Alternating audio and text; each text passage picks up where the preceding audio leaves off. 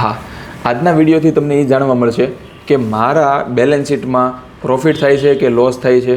જો પ્રોફિટ છો તો એની ઉપર આપણને કેટલો ઇન્કમ ટેક્સ ભરવાનો આવશે, ખાસ એ એરિયામાં કે જ્યાં તમારી ઇક્વિટી અથવા મ્યુચ્યુઅલ ફંડ જો તમે આ વર્ષે સેલ કરેલા છે. તો અત્યારે આપણે જાન્યુઆરી 2026માં બેઠા છીએ.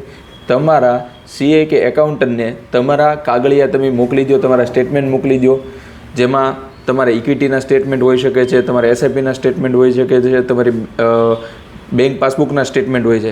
એના ઉપરથી તમને નક્કી કરી દેશે તમારા એકાઉન્ટન્ટ કે ભાઈ મારે આમાં ટેક્સ ભરવાનો થશે કે નહીં થાય.